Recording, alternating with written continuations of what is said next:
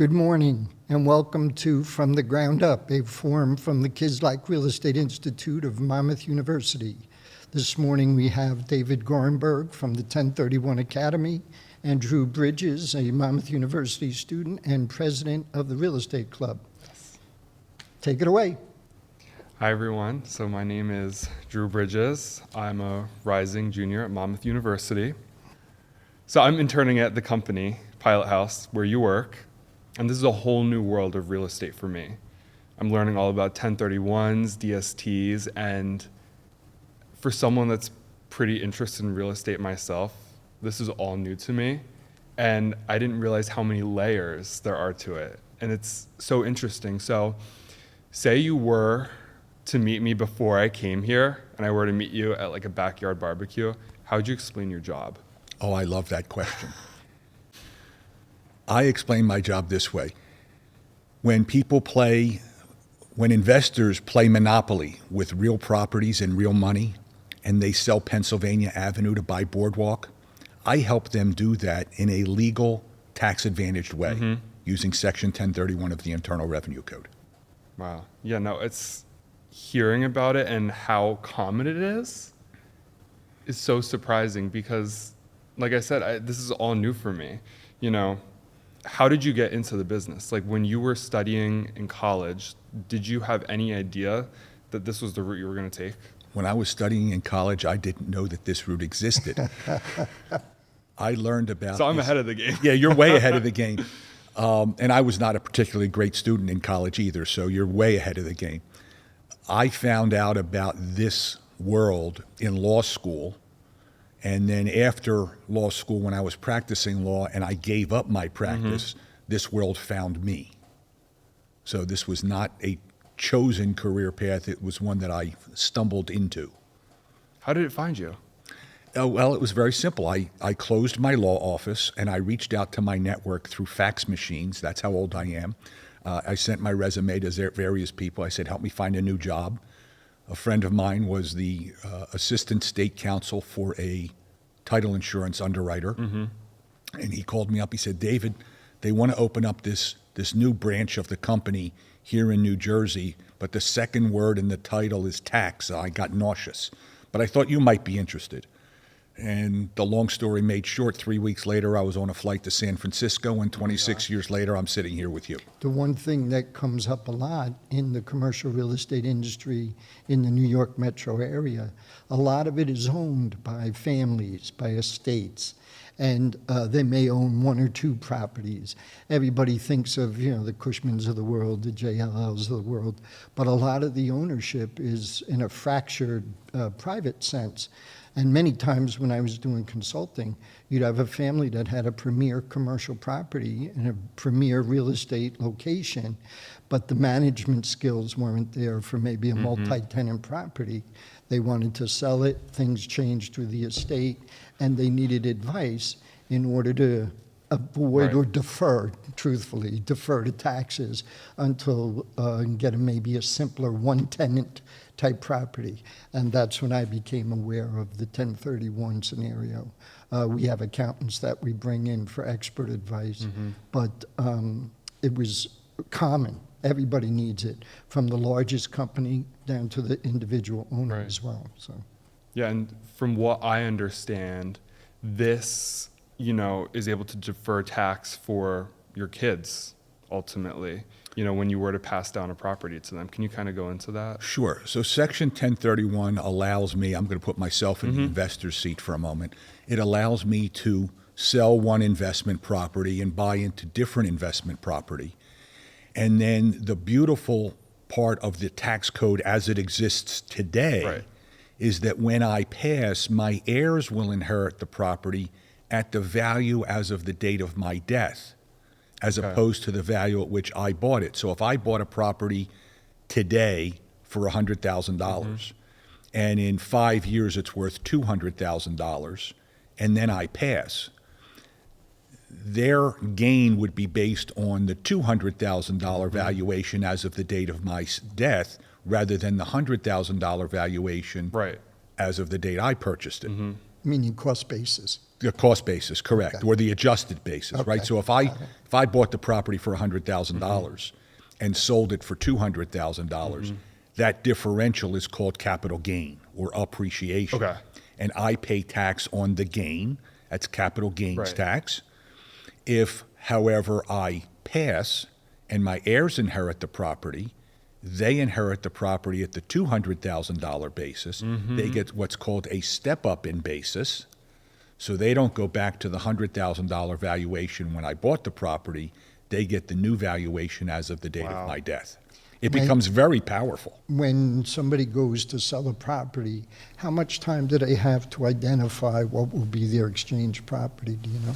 Oh, in a 1031 exchange, when they get to closing on the sale of the first property, they would have 45 days to identify what they wish to reinvest into, right? And then they would have a total of up to 180 days to acquire something Right. from that list of identified properties.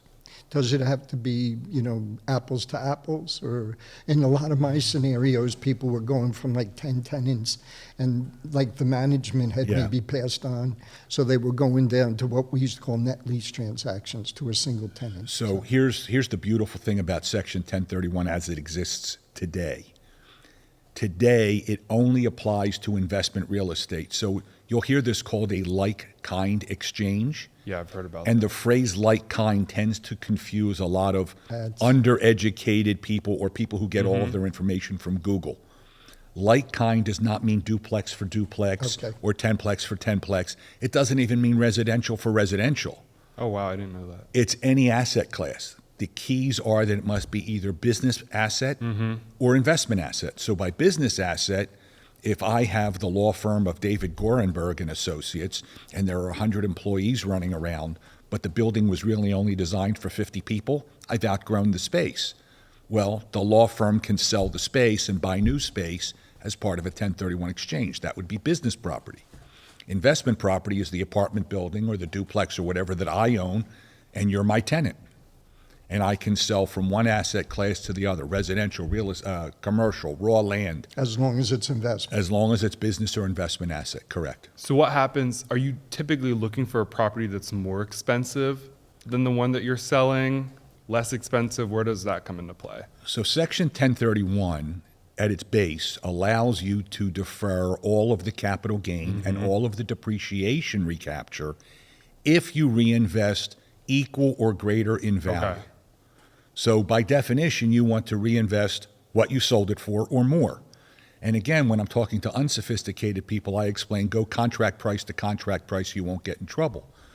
But what I really like is when somebody is aware of the value of leverage and they sell a $100,000 property and buy a $150,000 property, or math like that. Right. Right? Because you accelerate your earnings when you're using other people's money. So you would be paying taxes on that gap if you were to purchase something at less price. If I Right. sell for 100 and reinvest for 80, I pay tax on the On difference. the 20, right. Correct. Right. And where does the money go during that 45 and 105-day period? 180 days. That's an awesome question. So Section 1031 is literally a one-page statute. But there are reams and reams and reams of case law and regulations that apply to what must happen. Yeah. So if today is the day you are going to closing on the sale of your investment property, and you're going to take 100 or 120 days or up to 180 days to buy your new property, you can't touch the cash in the interim. The regulations make it clear that you can't have even constructive receipt of the proceeds. And constructive receipt means that you can't leave it with your attorney or your accountant to hold for you on your behalf. It must be held by what's called a qualified intermediary, Right. and that's my primary function.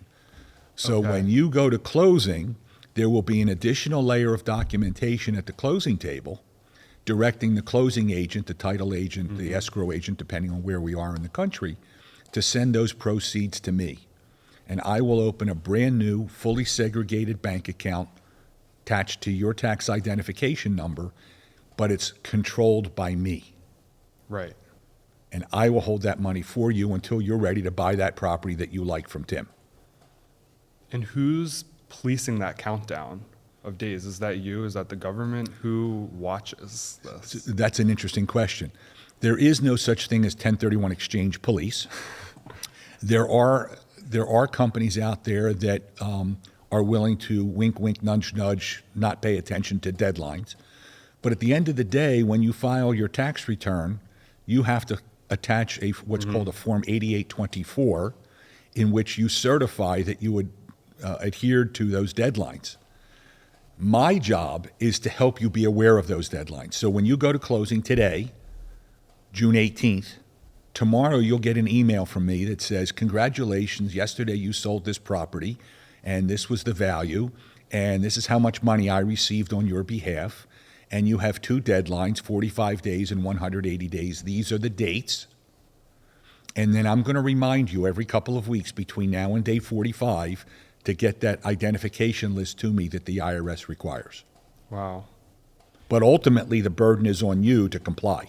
Right. So does your company help find the properties, or is it up to the individual? I don't help find the properties.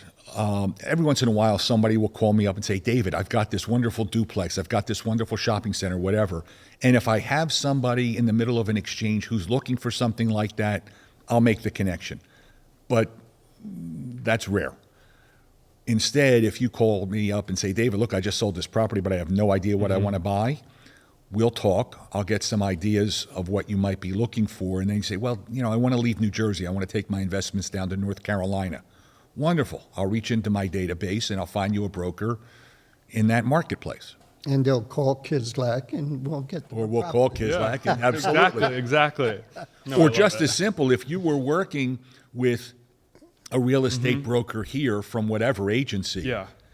let's go back to that person. Oh, in their network, right? There's somebody in every state.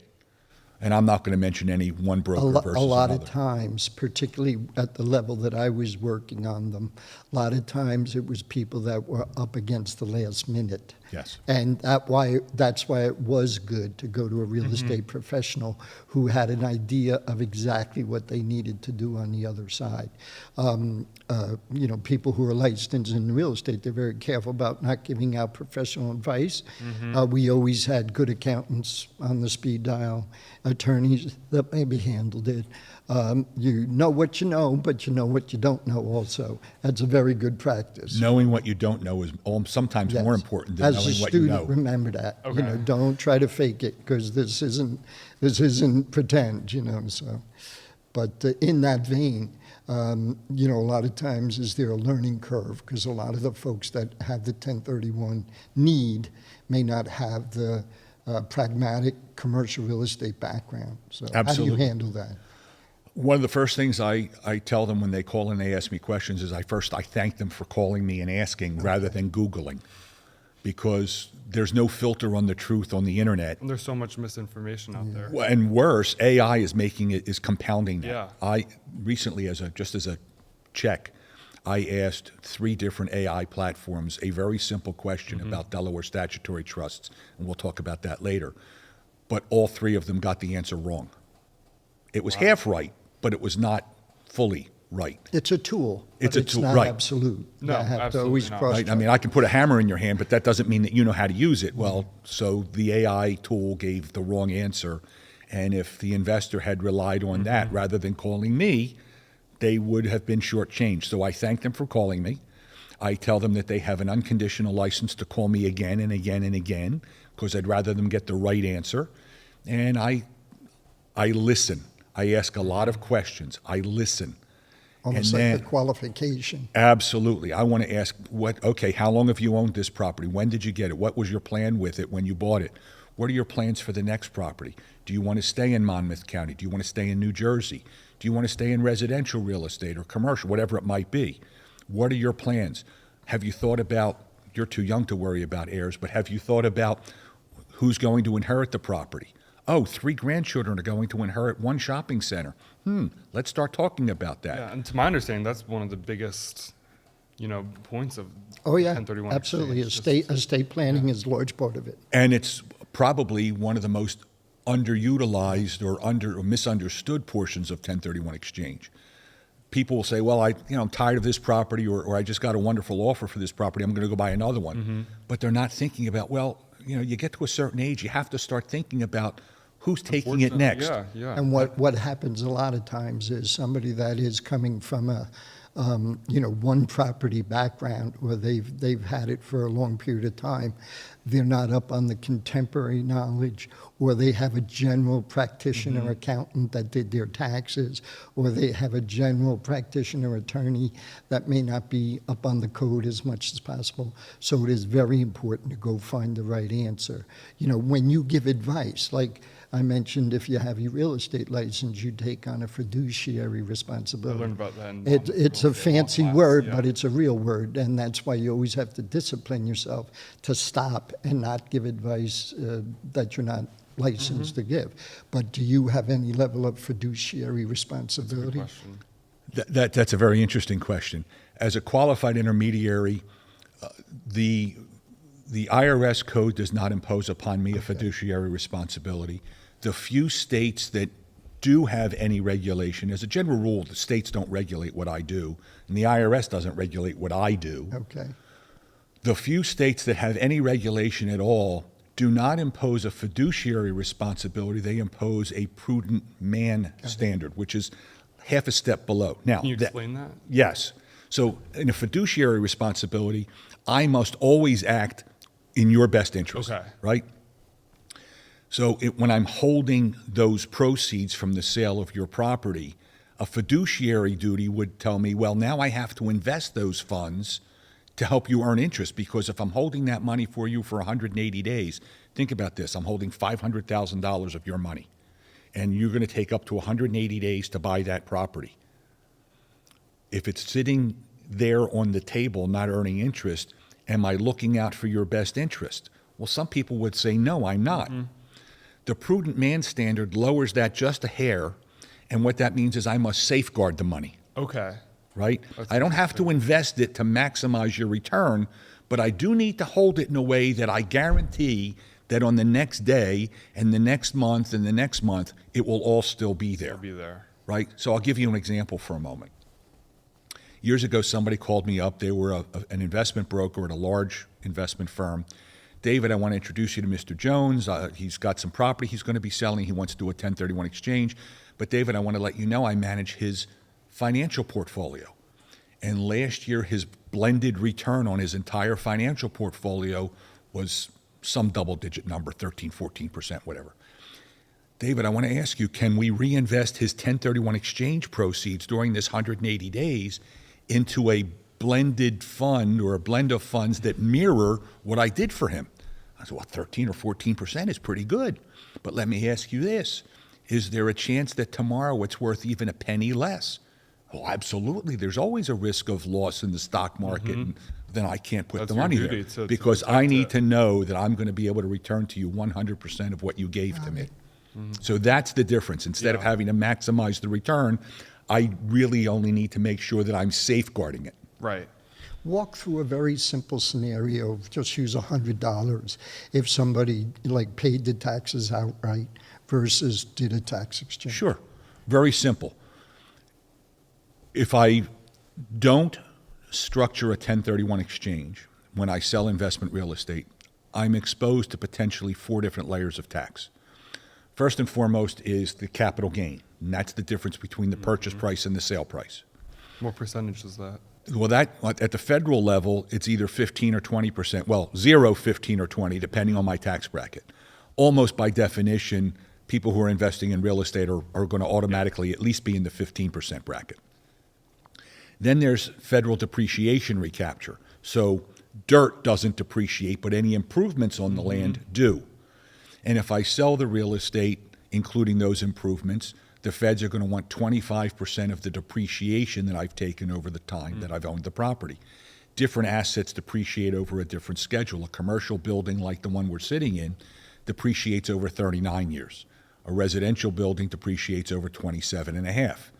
So if I have taken 1/3 of my depreciation, if I've taken $100,000 in depreciation, whatever the number is, when I sell the property, I'd have to pay back 25% of that $25,000. Then there's also state level capital gains tax. About a handful of states don't charge any, but some states like New Jersey charge significantly high capital gains rates, 10 and a fraction if you're in the top tax bracket, and it goes all the way up to 13.3 in California. So possibly 20% capital gains to the Fed, possibly 13.3 if you're an investor in California. That's 33.3% of the profits right there. Wow.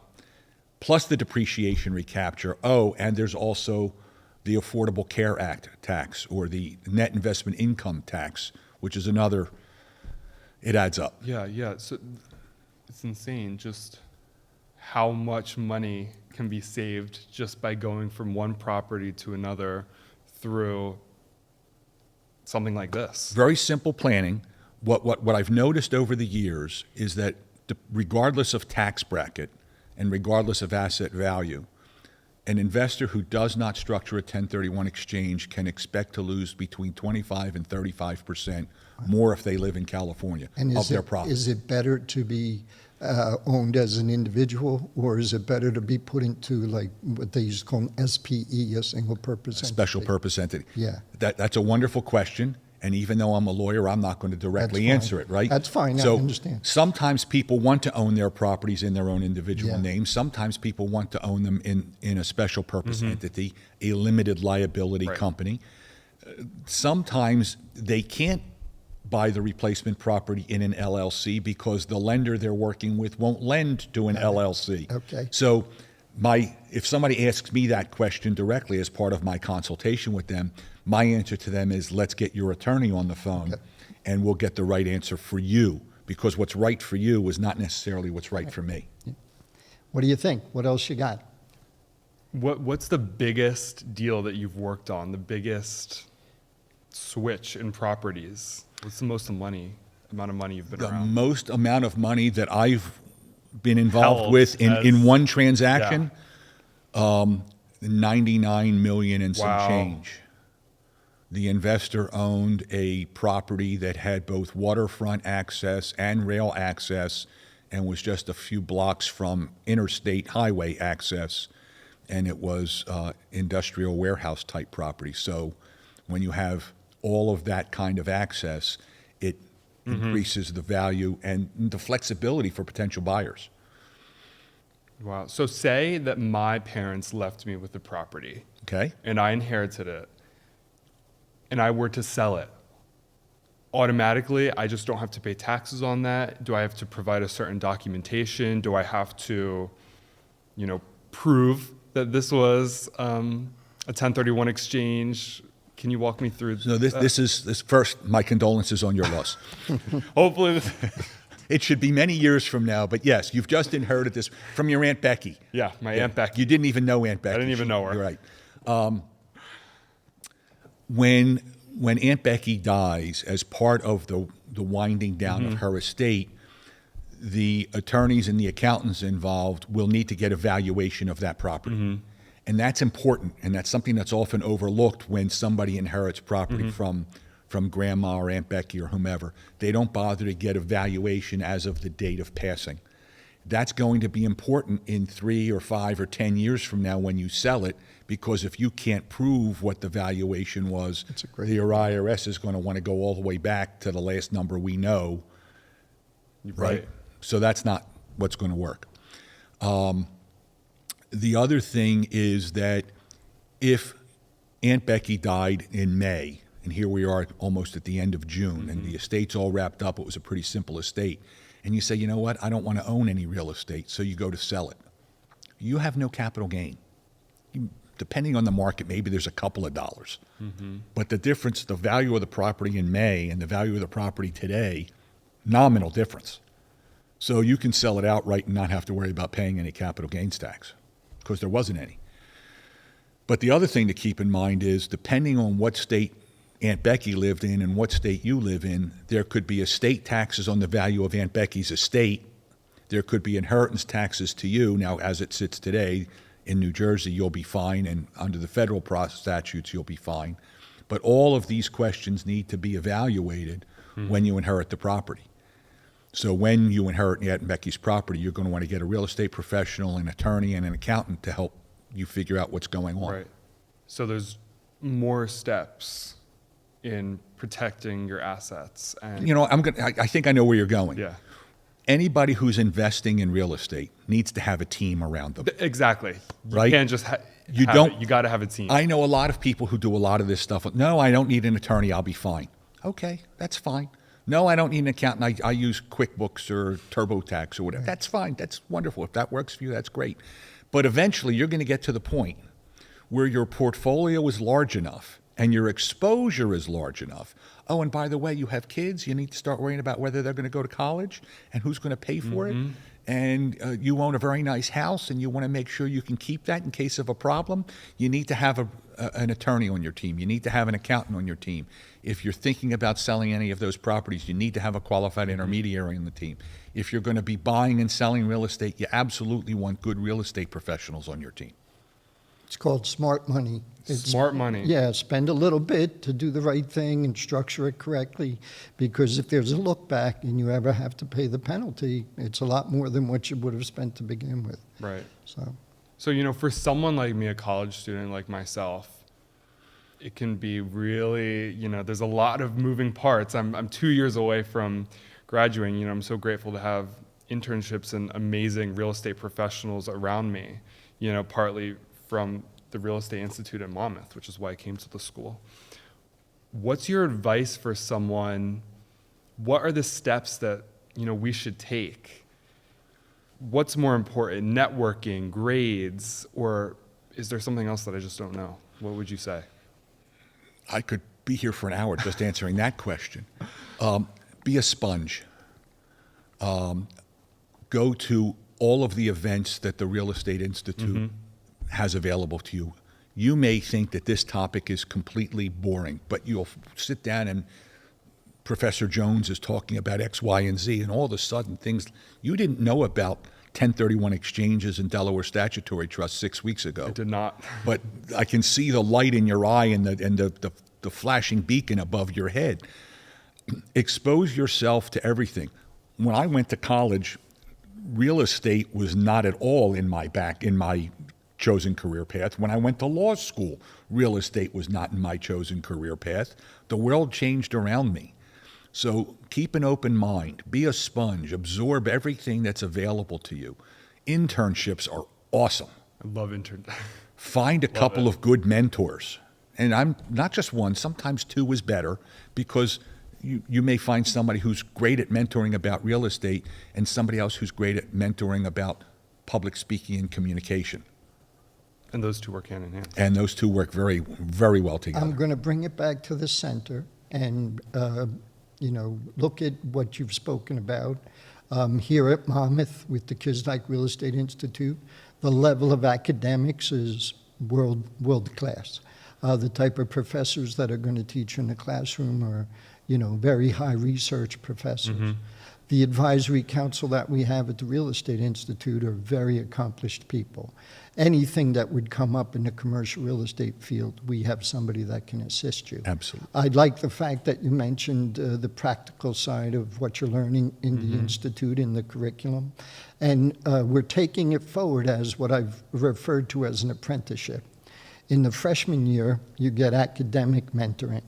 In the sophomore year, you get professional mentoring. In the junior year, you get internships. And in the senior year, you get applied job placement, handshake platforms, and also the network that comes with the advisory council. Broadcast that. That's what the Kislak Real Estate Institute is really trying to do. When people graduate from Monmouth doing the curriculum at the Kislak Real Estate Institute, they're going to be top-notch professionals that also have a work ethic. You can get the greatest professor, you can have the greatest job opportunity, but you as an individual have to bring the work ethic. And that's what we're trying to kind of guide you towards within the curriculum, within Leon Hess Business School and the Kislak Real Estate Institute. So thank you very much for your inquisitive nature, and thank you very much for your professional counsel. Thank you. Thank you so much. Thank you for having me. Great to learn, and I'm ready to go out there in the real estate world. And I might not know exactly which path I'm going to take, but as long as I am acclimated to, the changing real estate world, I think I'll be able to succeed. And I ask everybody to please like and subscribe to From the Ground Up here at the Kislak Real Estate Institute of Monmouth University.